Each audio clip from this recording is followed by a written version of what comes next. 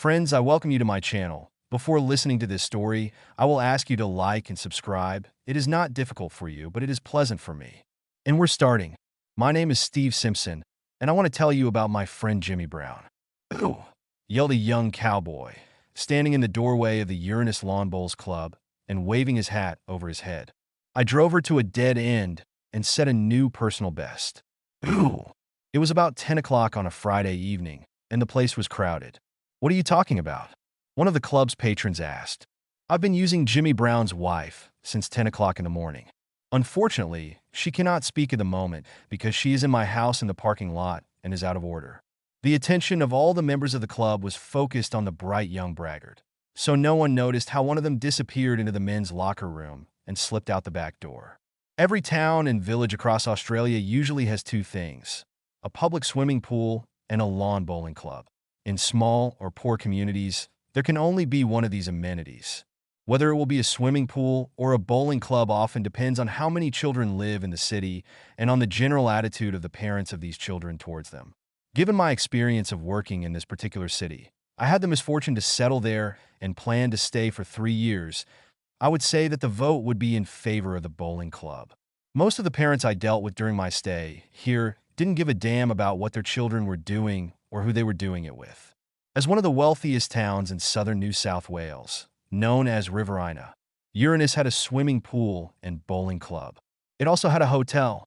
The problem was that the owner of the place, Pat Ryan, was an old jerk who, as you know, did not like to communicate with people. Go figure it out. His wife, Siaborn, was his exact opposite. She was one of the nicest people you would ever want to meet and cooked excellent meals in her dining room. Unfortunately, even her enviable reputation couldn't compare to her husband's. What made Pat's profit forecasts even worse was that he insisted on hiring waitresses who were exactly like himself. I am sure that it was the waitresses at the Uranus Royal Hotel who became the basis for the rumors that waitresses in this part of the country are known to eat their children. Therefore, it is not surprising that in search of a pleasant pastime, most residents of the city go to the bowling club. The city of Uranus stood on the place that once, back in the days of mail coaches, was a crossroads between four major cities. Despite its small size, it was rich in history and served as a meeting place for many bushrangers, criminals, according to my American friends, who roamed these places about 150 years ago.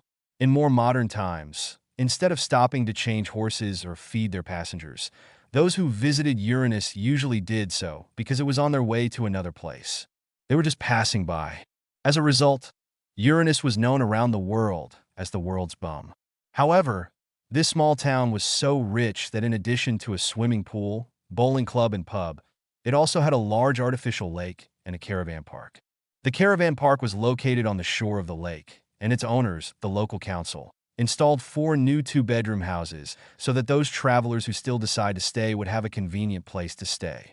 The cabins were also used by members of the local farming and pastoral community, the squattocracy, when they stayed in the city. The squatters joined the other public organization of the city, the exclusive and secretive lawn tennis club Uranus. When they decided to stay in the city after a special event or during a tennis tournament that lasted over the weekend, they stayed in cabins in the parking lot. There was probably no reason for the rumors that they were not averse to living together, and that in such cases they were known to squeeze into their rooms a few more than the usual bed capacity. They had their own bar on the courts of the tennis club, so they did not often visit the bowling club. However, they were seen in the dining room and bar of the hotel. Up until the night Scotty McFadden announced it, the only member of the bowling club who did not know that Jimmy Brown's wife was a city cheat was Jimmy Brown himself. However, if Jimmy Brown had one drawback, it was that he was almost invisible. He was one of those people who could come to the bank, demand money, and then quietly leave so no one noticed that he was there. He was so inconspicuous that even the cashier who handed him the money from her drawer probably couldn't describe him. That's why he was able to leave the club that night without anyone noticing. In fact, most visitors would not even remember that he had ever been here. He worked for the local council as a carpenter craftsman. This position was perfect for both his skills and his personality.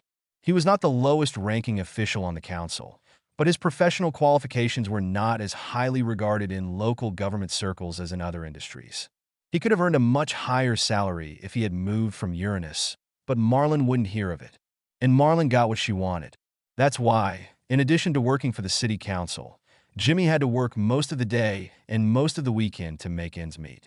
Jimmy Brown didn't have any free time, just another job. But he never complained. Change is as good as vacation, he told me one day. I liked Jimmy, and I noticed that he was there that night. I even chatted with him. I saw him enter the club, but I had to look for him.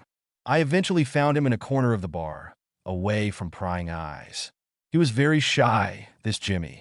He told me that since he had a day off on Friday, he spent the day doing a little carpentry work on one of the pastures. He said that he left the house before dawn and returned only after dark. His 16-year-old daughter, Mary, she and Marlene had been married for almost 17 years and had 4 children. Told him that their mother had left home for work that morning and still hadn't returned. According to him, his daughter told him that her mother needed to clean up the house in the parking lot, which was occupied last night. She also had to prepare 3 vacant cabins for occupancy that evening. Obviously, there was some kind of event planned for the weekend at the tennis club, and all 3 were booked for Friday and Saturday evenings. She also told their daughter that as soon as she finished working in the parking lot, she would go shopping and do the housework for 2 elderly ladies whom she had been helping for the last couple of months. She told her that she might be a little late, so Mary would have to look after her younger siblings. As was increasingly the case, there was no mention of taking care of her father, so he had to take care of himself when he returned from work. When she didn't come home by 9 o'clock, he told me, I decided I'd better start looking for her. After a long search, I decided to call here and find out if she had gone out for a drink, but she got carried away with her girlfriends and lost track of time. I tried to call her, but she must have left her phone at home. My daughter heard the call and picked up the phone. I think all I can do now is go home and wait for her. I just hope she's okay, although she's on foot, so I think I would have heard if anything had happened to her. We talked a little more before I was recalled to replace an absent darts player. I was standing at the opposite end of the room when McFadden made his announcement. At first I thought he had just overcome a difficult distance and was bragging about his achievement. He was a well-known horseman, and many local ranchers used him to break and train their horses. And only when he answered my request. I'd been using Jimmy Brown's wife since 10 o'clock in the morning. That's when I looked over to where Jimmy was sitting. He wasn't there anymore. All I saw was someone's shadow disappearing into the men's locker room. Of course, Jimmy could have left earlier, and it could have been someone's shadow. The men's locker room was in the same place as the men's bathroom, but for some reason I didn't think so. I said earlier that Jimmy must have been the only member of the bowling club who didn't know about Marlene's lecherous behavior. I have to admit that I would be the second. I had no idea, but I probably shouldn't have been surprised that I was kept in the dark. After all, I was part of their family. At that time, my wife Liz and I had only lived in the city for about a year and a half. To tell the truth, Liz was closer to Jimmy and Marlene than I was. She thought they were good people who needed help. From what little I knew about Jimmy, it follows that he was not the type to accept handouts. I thought he could accept a little help, but only on the condition that it would not be charity. I warned my wife about this, and she did not forget about it when communicating with Marlene. I also tried to apply the same principles in my relationship with Jimmy.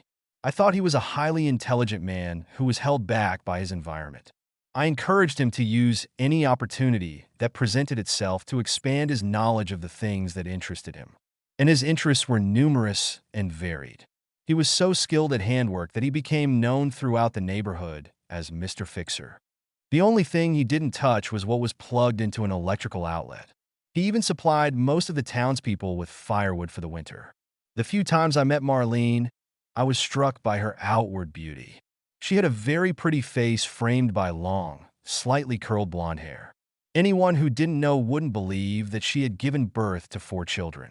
It seemed that she was very attached to her children, and it was obvious that her love was mutual. She wasn't a rocket scientist, but she seemed to have a lively, if somewhat down-to-earth sense of humor. Although her external beauty attracted attention, in my opinion, she did not reflect what was happening inside. It seemed shallow to me. Yes, maybe she was attractive, but I got the feeling that this beauty was, as they say, only superficial. She was probably quite young when they got married, so she could have been 34 or 35 years old. Jimmy, as I knew, was older. He was about 41 or 2 years old. but he was one of those people who could still be in their early 20s. It was probably this boyish look that held him back as he sought to advance his career. No one would put him in charge of a gang of men because they didn't see him as something that commanded respect. His height didn't help. His height barely reached 165 centimeters. Marlon, on the other hand, was 5 centimeters taller than her husband and towered over his fragile figure whenever she put on heels. Was that a problem? I thought, thinking about it. Did it all come down to size? I remember the few times I had seen them together and analyzed their body language. Imagining them sitting side by side, I felt the love coming from Jimmy towards his wife. He leaned over and held her hand. Marlene, on the other hand, maintained a neutral posture. She did not lean towards him or pull away from him, and she wasn't holding his hand. From what I've seen, love has only moved in one direction. It seems to me that the poor man has been cuckolded for some time, perhaps even years, I thought, reflecting on the events of that night. I thought about catching up with him, but I left the car at the house and walked back to the club. The constable of the local police had me at gunpoint. I ignored his flashing lights after he followed me home one evening, and I turned into my driveway.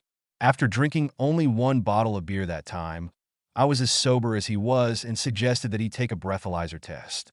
For some obscure legal reason, he couldn't check on me in my own driveway, so the annoying little jerk put me on a pencil. I knew he was after me. Sitting at my table and finishing my drink, I heard a young jerk bragging about his achievement. It turned out that, at least according to him, since his room was still occupied, Marlon spent a couple of hours cleaning and preparing the other 3 rooms for the arrival of guests. She arrived at his cottage around 9:45, and he offered her a cup of coffee before she started cleaning his place. Apparently, she agreed. Then one thing led to another, he said. "Was this your first time with Jimmy Brown's wife?" One of the listeners asked him. I looked around, and it seemed to me that all the married men, at least those whose wives were present, were escorted out of the club. I finished my beer, went to the bar, and asked for more. I was about to leave, but I wanted to know what harm this bastard had done to the man I considered my friend. "No," the young man replied. "Jimmy Brown's wife and I have been doing this for many years. In fact, I'd be surprised if most of his children weren't mine. Except for the first one," he said. "One look at her is enough for you to understand which of her boyfriends was the father of this girl." Several of the older listeners sneered. I found it interesting that they all knew Marlon's name, but they always called her Jimmy Brown's wife. This must have been the ultimate humiliation. It was clear that none of them had any respect for this man. Obviously, his wife didn't do it either. "Or they could belong to one of you guys," he continued. "Raise your hands, you bastards who sent Jimmy Brown's wife home." I was standing with my back to them, but I could see 7 hands raised in greeting, reflected in the mirrored glass of the showcase through which I was looking. By this reflection, I could identify the owner of only one of these hands. It belonged to Ian Henry, to my boss. I've had enough. I knocked over my glass and finished the rest of the beer. It tasted like bile. I took the empty glass to the bar and put it on its side as a sign that I had had enough, at least in Australia. Then I pulled out my wallet and took out a bowling club card. Handing it to the bartender, I tore it in half and in half again before throwing it next to my glass.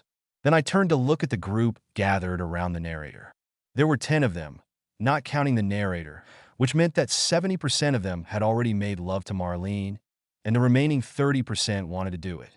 Besides my boss, there were 2 local politicians in the group, one of whom was the deputy mayor. I knew he wasn't capable of that. But listening to the cowboy's story, I felt a thrill that they were using Jimmy Brown's wife. I looked intently into the eyes of each of those present and held them until they looked away. Even my boss, who considered himself a strong negotiator, couldn't stand my gaze. The only one who didn't blink was the cowboy, so I started with him. "You better watch your rearview mirror, you little cowardly asshole," I told him, not taking my eyes off him. "You destroyed a good man tonight." Until 10 o'clock, he thought he had something to live for. Even though he knew his wife didn't love him, he loved her. But now you've taken even that away from him. However, he is much stronger than any of you think. And even though you took away the only thing he lived for, you gave him something in return: hate. He will not rest until he destroys each of you. "So, big little guy," I said, still staring at the bastard, "he's going to take care of you first. Before he's done with you, you're going to tell him who else was here tonight and who raised their hands in recognition of using his wife. And as soon as he's done with you, and if I know him as well as I think I do, by then you'll be begging him to let you go. He'll come after those 7 of you who raised your hands tonight. From each of the 7, he learns the names of those who cuckolded him, and this will continue until he cleans them all out. But you, my friend, will be the first. Your end won't be quick and painless, but you'll be glad when it comes. The thing is, you won't know when it's coming. It could be tomorrow. It could be next week. It could be next year, or a year later, or another year after that. He looks like a Chinese, and he has a good memory. No matter how long it takes, when something happens to one of you, the rest of you will always wonder if Jimmy Brown had a hand in it. If one of you dies, the rest of you will wonder if it really happened due to natural causes or an accident, or if Jimmy Brown set it up. What each of you did to Jimmy Brown will stay with you for the rest of your miserable lives, or what's left of them. As I spoke, I saw the color drain from Scotty McFadden's face, and he finally lowered his eyes. As soon as he did, I turned to my boss. First thing Monday morning, I'm going to put a resignation letter on your desk, you hypocritical, pretentious, arrogant piece of shit. And I think it's safe to assume that Jimmy Brown won't be back at work on Monday. I would not try to deprive him of his rights by claiming that he did not notify me properly. Using your penchant for pedantry to justify such actions, in my opinion, would be counterproductive. And you too, I said, glaring at a couple of the politicians in the group. It would be unwise for you to run in the next election. Having expressed my opinion, I turned around and left the Uranus Lawn Bowls Club, never to return here again. My wife was stunned by the news of Marlene's long-term infidelity and the breakdown of her and Jimmy's marriage when I told her about it the next morning at breakfast. When I got home, she was already asleep. I had a feeling there was something wrong with their relationship, she said. And I didn't notice any resemblance to Jimmy in any of their children, not even the oldest one. Maybe I should go to their house and see if there's anything we can do to help. I think the best thing we can do is stay away from it, I replied. As far as I can judge Jimmy's character, it's all over there. Whatever love he had for her, it ended last night. I don't think she ever loved him. However, recognizing his love for her, she drew him into a relationship when she discovered that she was pregnant by someone, either a married man or a parish priest, and told him that the child was his. Why are you saying that a priest could be involved in this? My wife asked. Neither of us was a religious person, but we have heard that the previous parish priest was well acquainted with some girls in the biblical sense from the local boarding school at the church and, as is known, became the father of at least 2 children.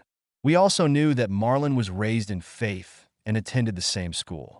It was just something that was said last night, I replied. I would say that she continued to go her own way throughout their marriage. She let Jimmy believe that they were his children, when in fact their real fathers either didn't know or didn't care that someone else was raising their illegitimate children.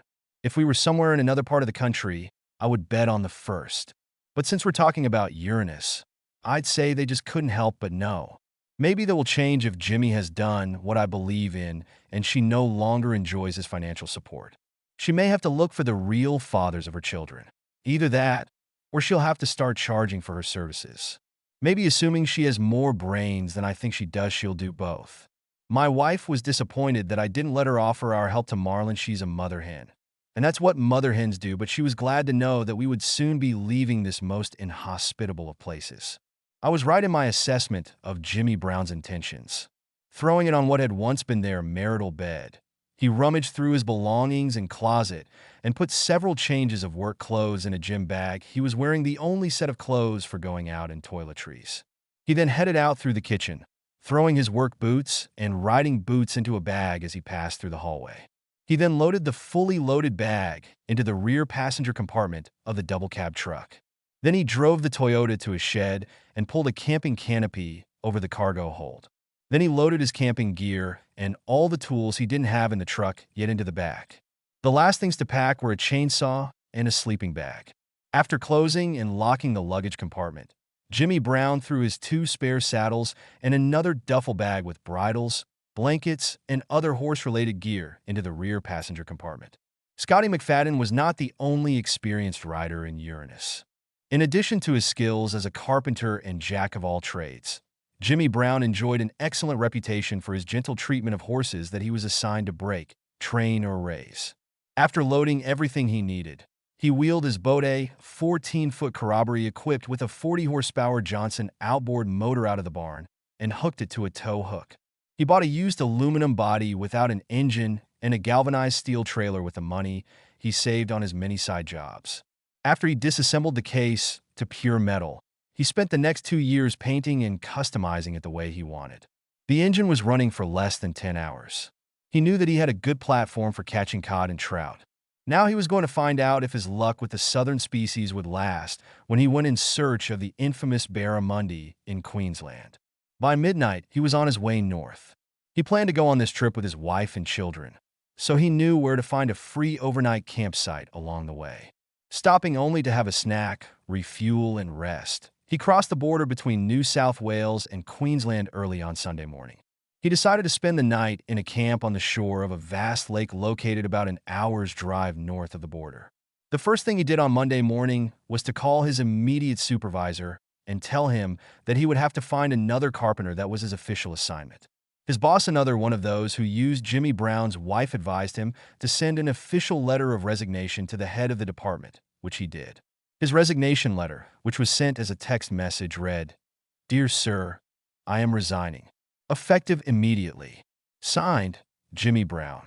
His next call was to one of the few people he considered real friends, and who he was sure wasn't using his wife or trying to use her. Jimmy Brown knew he could trust him because he was one of the few people on Uranus who knew his friend was gay, a secret he would never reveal to anyone. He asked him to look after her. His friend understood what Jimmy Brown meant and agreed. He also told him about my contribution to the performance on Friday night. His third call was addressed to me. He thanked me for speaking out on his behalf and protecting him in a way he could never have done on his own. He also thanked me for encouraging them. He said he had been racking his brain, trying to figure out how to take revenge on those who had cuckolded him for, as he now realized, many years. "I had no plans to ever return to Uranus," he said. "But now maybe I should stick my head out from time to time, just to keep them on their toes." I asked my trusted friend to keep an eye on what was happening there. He'll let me know when one of them dies or is injured. It will be a good time for me to send a postcard or show my face. Before we ended the conversation, he asked me for advice on several financial issues. Since I've never been divorced myself, I gave him some advice based on what I considered common sense. I suggested that he take half of what was in their joint accounts and do the same with any money he might have in his savings account. I also suggested that he cancel all his credit cards that Marlene could access. My third recommendation was that he open a new account at another bank to transfer his last salary. I also recommended a lawyer friend in the nearby town of Warwick who could help him with any information regarding the divorce.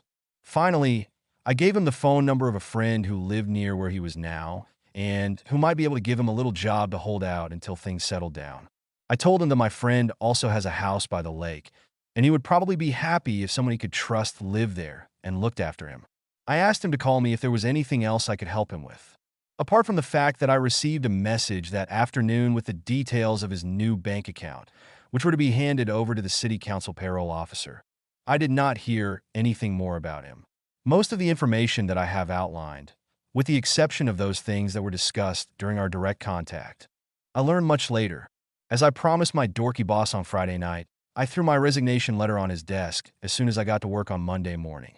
Just in case, I had a second signed copy ready to hand over to my employer's HR manager. As the general manager of the Business and Financial Services Council, I supervised the Human Resources Department.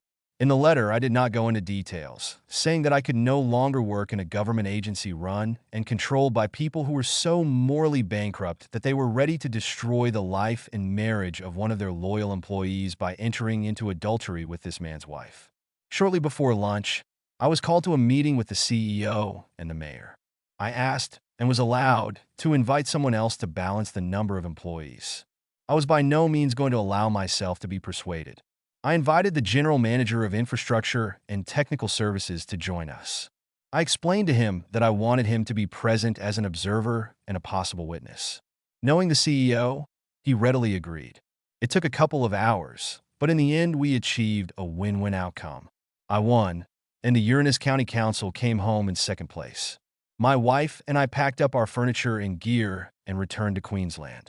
We settled in a big city filled with friendly, hospitable people, a historical atmosphere, and many historical buildings. It was the exact opposite of the city we had left. After that, I worked as a business management consultant until I retired a couple of years ago. I traveled all over the country for work, and that's how Jimmy Brown and I crossed paths again. It has been about 10 years since the incident at the Uranus Lawn Bowls Club. I stayed at the Cardwell Hotel, which was one of my regular stops when I traveled to this part of the country, and he was there. I recognized him immediately. Apart from the fact that he had gained a little weight, the face I saw was the same as the last time I saw him at the club that night. It took him a little longer to get to know me. I've changed. It was only when I spoke that I saw his face brighten with recognition. As a result, we had a pleasant day and evening together. Over dinner, he told me that as soon as he heard Scotty bragging, he realized that he had been living a lie for years. He just didn't want to admit it. He said there was no point in making a scene, so he went out the back door and went in search of his future ex-wife. Scotty and I have always had a hostile relationship. I don't know if you know about this, but we are cousins. I didn't know, I said, but that doesn't surprise me. I just assumed that everyone who lives in Uranus is related in one way or another, some more closely than others. He chuckled at that. Another feature of Scotty McFadden was that we were the same age. And like me, he was blessed or cursed with a gene that gave us a youthful appearance. The one whom many people considered a brash young braggart, who could be forgiven for his rash actions because of his youth, was actually a chatty, would-be Casanova who, like me at the time, was rapidly approaching 40. When he was buried, he still had the same youthful appearance. Unlike most cases of hostility— Wait, I interrupted. You mean Scotty's dead? Yes, poor guy, Jimmy Brown said. And it couldn't have happened to a more decent guy. He had obviously climbed onto the horse he was riding without checking his equipment first. It looks like a thorn got caught on his saddle. As soon as Scotty climbed into the saddle and settled himself comfortably, a thorn stuck into the horse's back, and it went crazy. According to all reports, Scotty stayed on it for about 15 minutes. Whether it had something to do with what you said to him that night, or something else happened, I do not know. But he started drinking a lot more than before. He also became a little more nervous than ever. Whatever the reason, he no longer had the same self-confidence and stamina. There was a time when he could ride this horse all day and all night if he had to, with or without pleasure. Those who were there say that it was the best trip of his life. But blind Freddie knew he couldn't keep up the good work. Eventually, fatigue took its toll and he fell down. Although his ride may have been wonderful, the way he dismounted was clearly not so noticeable. I was told that his flight through the air was more like the flight of a half-filled sack of potatoes than the graceful landing of an experienced rider. His landing was even less graceful. Unfortunately, at least for some of the ladies in the neighborhood, he ended up breaking his neck. The Catholic Church held a funeral service in an open coffin. Quite a lot of people attended the service. The women in the parish were inconsolable, including my ex-wife, whom Scotty moved in with after I left. The local gentlemen, the husbands of the ladies from the parish, gathered there, I believe, in order to confirm that Scotty McFadden is indeed buried and will no longer please their wives. It seems that no matter how hard they tried, the funeral home staff could not get rid of Scotty's neck curvature. He lay down in the grave, constantly tilting his head to one side, as if asking, "Really?" And that's all that's left. At that time, I was working in the Gulf of Mexico and flew to the funeral, as you promised. After all, he was my cousin. I stood next to my ex-wife at the coffin and sat next to her in the church. She even held my hand for a while. She really reached out and squeezed it tightly. It was the first time, at least for many years. The wake was held at the Bowls Club. It was there that I found out that Marlene wasn't really my ex-wife, since neither she nor I had created a divorce case. She even suggested that I return to Uranus and return to my position as a husband. I explained to her that I was quite satisfied with everything as it was, and that my chances of ever returning to her or to that backwater town in which she lived were negligible. However, the only thing I promised both her and myself was that I would fix the divorce situation as soon as I returned to Queensland. While attending the wake, I carefully looked into the faces of all those who were there that night. That is, those who were still around. They remembered your words. Each of them turned unusually pale before apologizing and disappearing. I had no intention of spending even one night in this dirty little town, so I planned to return to the neighboring town in the afternoon. My return flight was scheduled to take off early the next morning. However, before I left, I announced that although I did not know how Scotty managed to make love to my wife during my absence, it turned out that she had reappeared on the market. "It seems," I said to the surprised crowd, "that the cheater known as Jimmy Brown's wife will be looking for a new pimp to live in permanently and intends to expand her business. I'm sure she'd be happy to include the girl Scotty has been serving for the last few years in her staff, if any of you would be interested." I left before the hysteria started. Knowing the city and the area, I assumed that Jimmy Brown would not be the only one who would start divorce proceedings after his cousin's funeral. In fact, I could imagine that several fairly large sheep farms would be put up for sale in order to meet the requirements of current divorce legislation on the division of property. However, money is a great equalizer, and given that the economy was as tense as it was at the time, I suppose quite a few indiscretions were forgiven. In the end, it didn't really matter to me how or even why the feud between Jimmy and Scotty started. What really mattered was how it ended. The man I was talking to that day in Cardwell was completely different from the one I knew 10 years ago. That man was shy and withdrawn. This man radiated self-confidence, which can only be shown by those who have tested themselves and won several fights. He was still only 165 centimeters tall, but he was no longer skinny. He was heavily pumped up and looked as strong as a bull. I knew he must be about 50 now, but he still had the features of a young man. Any woman looking at him these days would see in him a man in his early 30s, brimming with self-confidence. Before we each went our separate ways that evening, I found out that he owns and operates his own fishing charter vessel, and clients fly in from all over the world to take advantage of his expertise in this business. I even met his partner in the film Courage and Glory. According to him, his wife Michelle. She was a petite woman who was shorter than Jimmy in height, about 160 centimeters. She looked to be about 35 years old. She was dressed very modestly, but as far as I could tell, her figure was like an hourglass. From the way they looked at each other and touched each other, I could tell that each of them loved the other more than life. Knowing the new Jimmy Brown, I don't think there would be a man in the world who would walk into a bowling club and announce, "I just used Jimmy Brown's wife." Unless he wanted to die. Jimmy Brown may have lived a life of quiet anonymity for the first 37 years.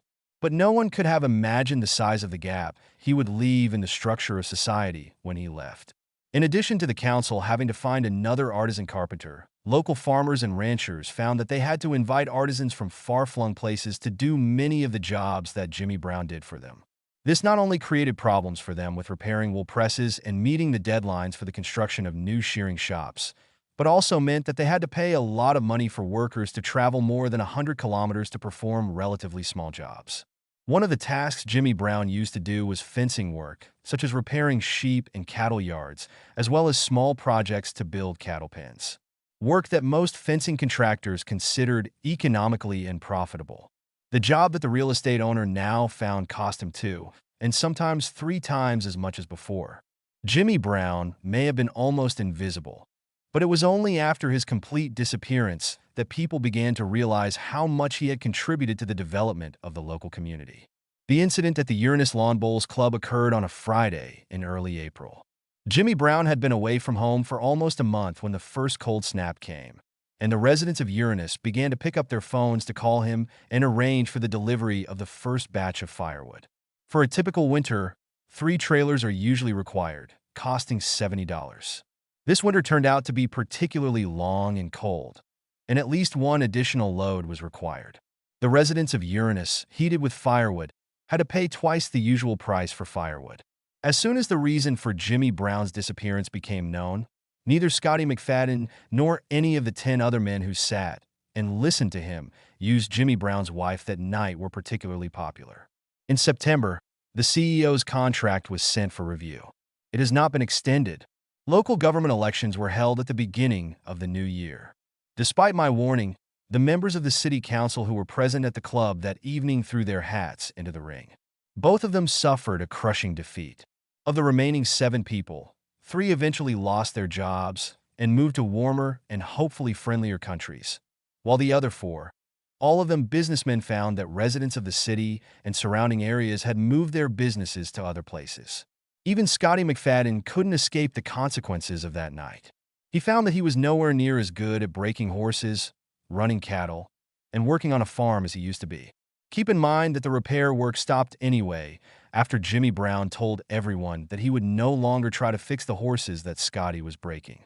In fact, Jimmy Brown said, "I'm not touching anything that Scotty McFadden used." It was one of the few times when anyone heard him swear. His words, as it turned out, ironically turned out to be prophetic. It is not surprising that Scotty McFadden was expelled from the Uranus Lawn Bowls Club. However, the reason for its exclusion may be unexpected. It had nothing to do with the fact that he was using Jimmy Brown's wife. It wasn't even considered.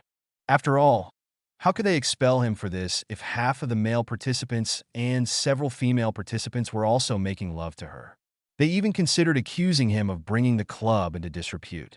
But then again, how could they do that when 7 other participants publicly admitted that they had done the same thing? No. The reason for his final exclusion was much more serious. You see, there's a relatively narrow driveway between the parking lot and the bowling alley, and the local council has drawn a pedestrian lane across it to give priority right-of-way to people passing between the two sites. The problem is that no one from the city council consulted with anyone from the Bowls Club before installing a pedestrian lane. Therefore, instead of moving the pedestrian parking gate so that it coincides with the main pedestrian access to the club, they painted the crossing right in front of the parking gate. As a result, people strolling between the park and the club entered the club grounds at a point halfway along the main bowling alley. Most people understood that once they got to the playground of the bowling club, they would turn right and walk along the lawn until they reached the official path, which they would then follow to the entrance to the clubhouse. But that was most people. Most people, and of course, all active members of the bowling club, also know that only 2 types of shoes are allowed on lawns: bowling shoes with flat rubber soles or barefoot. But, again, this applies to most people. However, as Scotty McFadden himself would tell you, he should not be confused with most people. In his haste to share the news of reaching a new personal record for freaking bets, Mr. McFadden ignored all the rules. He even ignored the sign that was installed at the pedestrian crossing and instructed clubgoers to walk along the grassy shoulder to the path, just as most people would have done without warning. Instead of following the instructions, he skirted the sign and raced across the lawn.